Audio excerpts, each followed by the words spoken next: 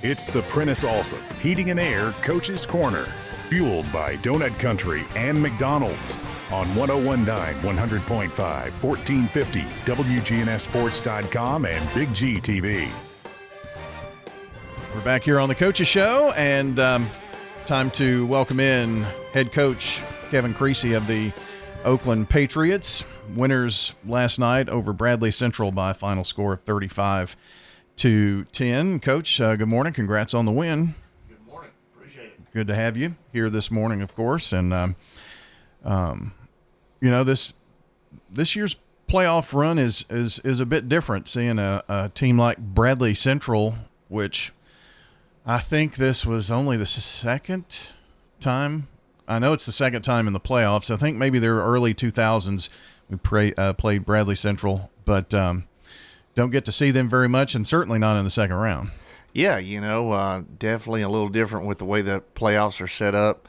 You know, I thought it was pretty neat that, you know, our region kind of went all over East Tennessee last night, and, you know, both teams, Riverdale and Blackman, played well and represented our region well, and we got to host a game. I think that's important that, you know, you make the regular season worth something, and the one seed, you know, is getting to host 3 games now. And, you know, I think it's one of those deals where I think it makes for interesting matchups and new rivalries and stuff like that. So we had a heck of a game 2 years ago with Bradley. It's one of the best games we've had and one of the biggest wins, and you know, possibly an upset because they had 5 D1 guys on that team, and really good atmosphere at their place. And you know, they came down here and played us tough last night, and give them a lot of credit. I thought they responded well after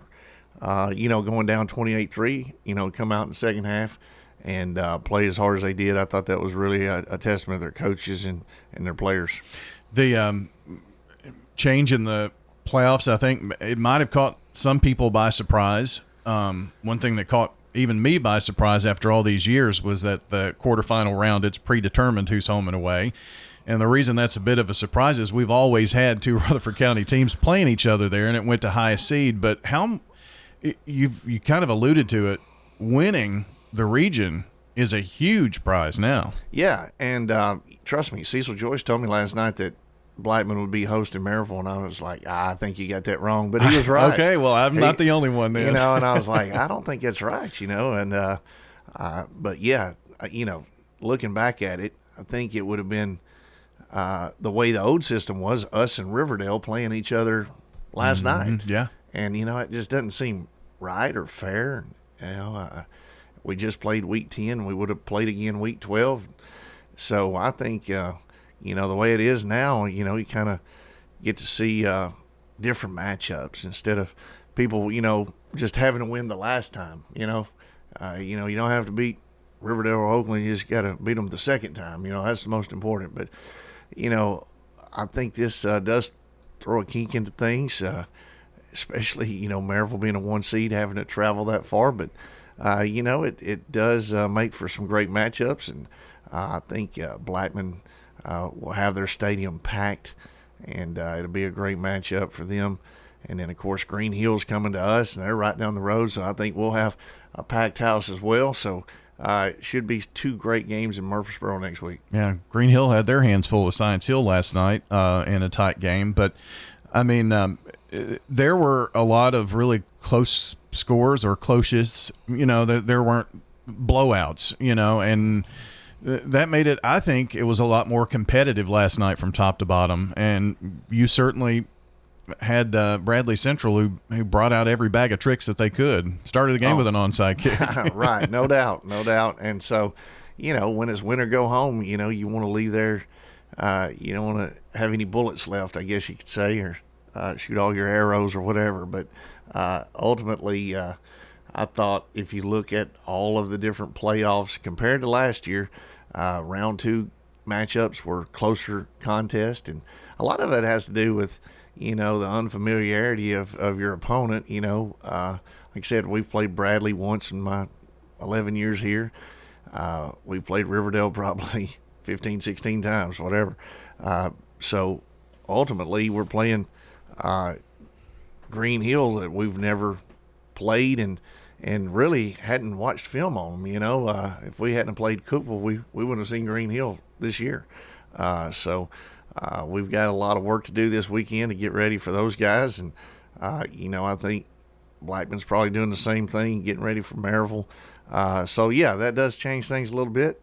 And then, if Blackman wins and we win, we could have a Blackman-Oakland matchup, in Murfreesboro, which would be huge. But there's a lot of football to be played before the next week. Yeah, most certainly. We've got Kevin Creasy here talking Oakland football. You jump out on them, 21-0, and they kick a field goal right before halftime.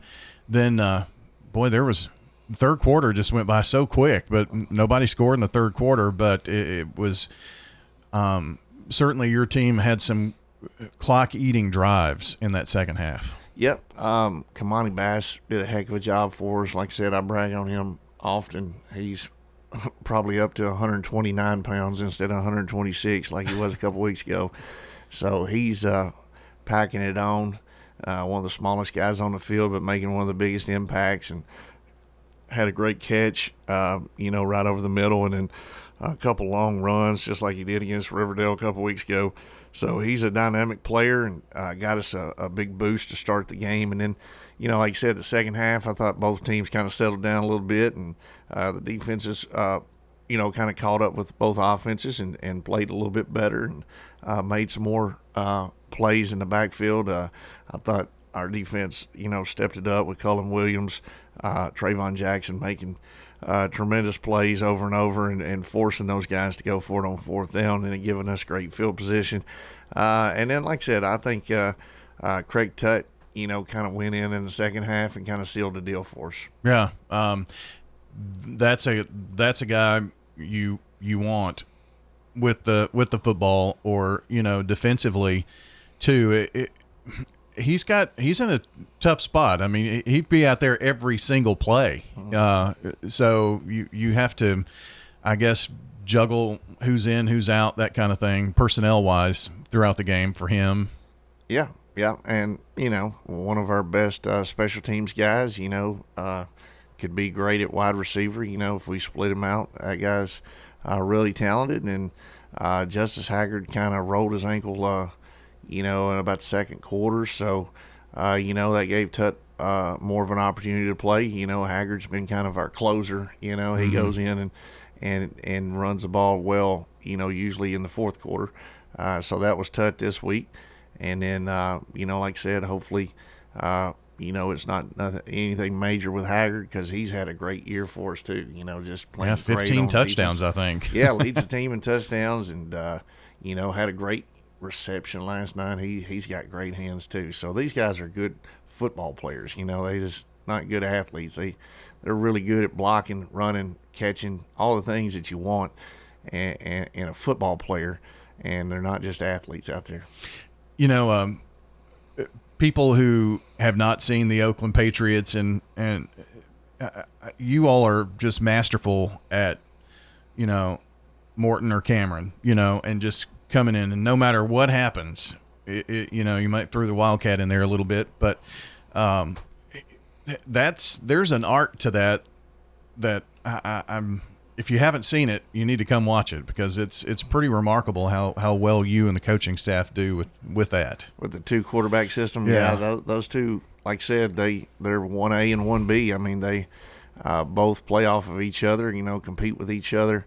Both have their own unique talents, but then at the same time, you look at Morton right before half, had a option to throw a pass or run it, and he decides to run it and scores a rushing touchdown. And Dante had a couple RPOs that he could have ran it, and he decided to throw it. So, those guys, like I said, they bring a whole different dimension to the offense, and probably give defensive coaches some late nights. I bet. Cam's second rushing touchdown last night of the season, and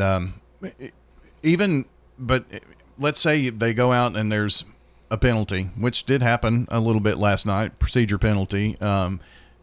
Then Cameron comes in to run the play that Morton was going to run, and there was a penalty. So, I mean, that there's something to being able to be ready to do what the guy in front of you was just supposed to do. Yeah, too, and they do that in practice, too. You know, Okay. it's every other snap in practice. So, you know, if we have 75 snaps in practice, you know, they're splitting them evenly. And so that's why you can trust, you know, no matter what the play call is, it's like having two starters.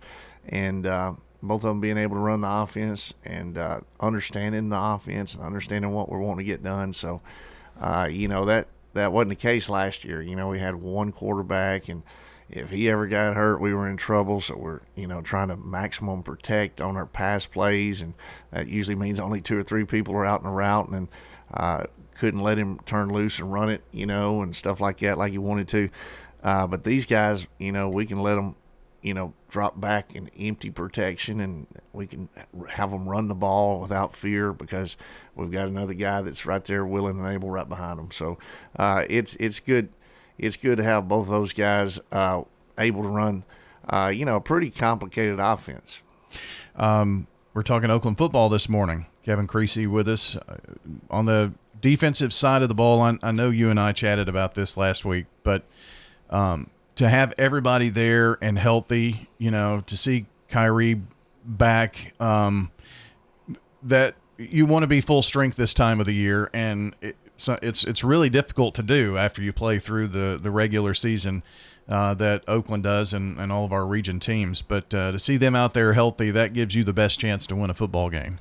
Oh, yeah. Yeah. And, you know, Kyrie's playing his best football right now, doing a great job for us, and just got so much speed on defense. You know, everybody out there can run, you know, and that's good, especially when you see guys that are spreading it out a little bit. You know, I think it's good to have people that are able to run and make plays at a high rate of speed. And so that's what our defense is built around. And, you know, I thought we did a good job of, you know, stopping what they were trying to do, which was just 3-4 yard us to death. And our defense got them to some 4th and longs and, you know, 3rd and longs by being able to stop the run with a lot of skinny guys out there. So I thought that was big. And, you know, that's going to happen more and more. The colder the weather gets, the further you go in the playoffs, people are going to just try to eat the clock, you know, and keep the ball away from you. But I thought our defense did really good, not allowing that to happen. Cullen Williams leads your team in tackles, had a game-high 9 last night. You put him and Trayvon Jackson together, you know, that's really good up front, and then you've got this secondary. So, but it starts with those guys who often make plays. There's one time Cullen was in the backfield, just it almost seemed like before the ball was snapped. Yeah. Yep. Cullen and Trayvon are both students of the game, and they kind of know the plays that are coming before they're ever ran. So they read their keys really well and make plays for us all night long. Usually both of them are double digits in tackles, and you know, if they ever do miss one, then we got, you know, some very athletic safeties right behind them that should be cleaning things up too. It was a great night, comfortable night, no worry about rain or anything like that. And it seemed like maybe it was the move to Thursday night last week. I don't know, but I saw some video of the crowd with the Cookeville game, and then I scanned the stands last night, and much, much better crowd. Oh, yeah. Yeah, and maybe it has to do with playing on Friday. You know, I do think the weather was absolutely perfect for a football game. Yeah. And then, you know, I thought our fans did a good job. I thought Bradley's fans did a great job of showing up as well. And then, like I said, with the Cookeville game, you know, disappointed because we actually lost money on that game. That's wild. So you don't expect that in the playoffs. But I think last night was, like I said, perfect setting, perfect weather, and then playing on a Friday night, you know, people getting off work and not having to go to work the next day. I think that probably did make a difference. Yeah, and there weren't a lot of choices to go here in the county to see, or two, to see a game. Otherwise, you had to kind of travel. But maybe that made a difference. And first time for some, maybe to see the Ole Miss Blues come out last night, but nice look. You kind of sporting that this morning. Nice Ole Miss blue. It does look good. Is it Ole Miss blue or Carolina blue, or do we know? I'm not sure. Oakland alternate blue. That's maybe. it. Our alternate jerseys. Probably put those away for the winter now, and I don't think they'll be getting those out anytime soon. But probably go with red this week. Luckily, I don't make that call. Yeah. Somebody else gets to do that, right? Yes. With the wardrobe.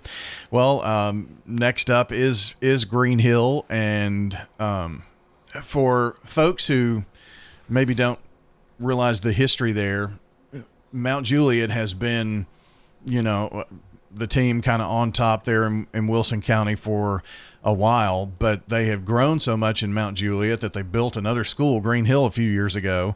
And boy, Green Hill has exploded onto the scene in really all sports. State champion in softball. They're doing really well in football this year.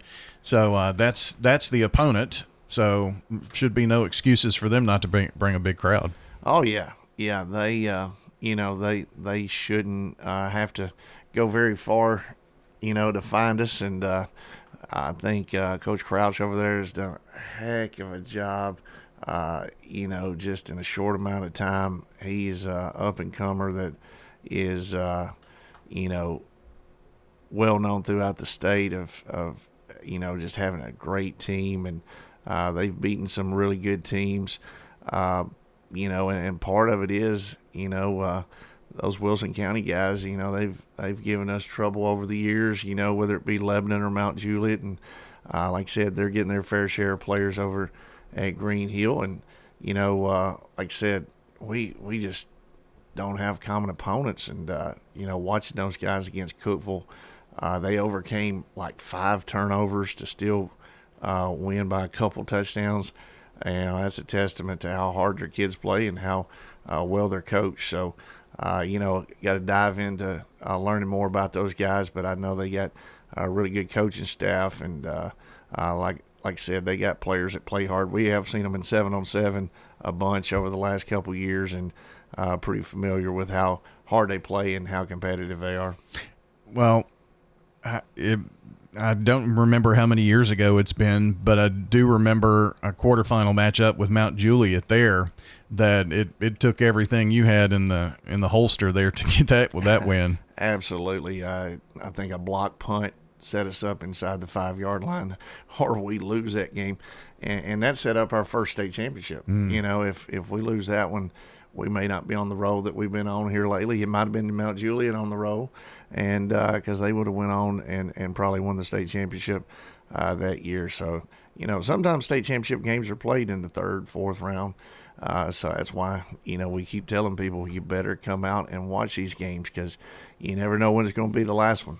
Well, maybe it's because we're a little spoiled here in Rutherford County. I think it's 31 out of 32 years, depending on what happens this year, that there's been a team at least in the semifinal. This will be your 21st, Oakland's 21st quarterfinal, but 13 in a row. And that really kind of shows the role that Oakland has even been on, even before you became the head coach, but you continued that along. I guess you've always, since you've been at Oakland, you've been in the quarterfinals. Yep. Least. That's 11 years, and that's nothing to sneeze out about. I think it does allow people to get spoiled sometimes, but ultimately, like I said, we're proud to be where we're at, proud to be hosting, had a heck of a regular season to go 10-0, and I think our seniors want to keep playing together, and hopefully these injuries won't affect us too bad, and we can get out there and play our style of football, and ultimately, hopefully we can win 3 more, but we're only guaranteed 1 game, so we're going to get out there and give Green Hill our best shot. Oakland will host 10-2 Green Hill on Friday night, and Coach, appreciate you coming in and the hospitality last night. It was fun atmosphere at Ray Hughes Stadium, and I hope all the Oakland fans will be there next week. Perfect. Appreciate it. All right. Thanks so much. That is Coach Kevin Creasy joining us here. John is going to be back here in just a couple of moments, and we'll be talking some Eagle Bowl football. That's when we come back here on the Prentice Allsup Heating and Air Coach's Corner.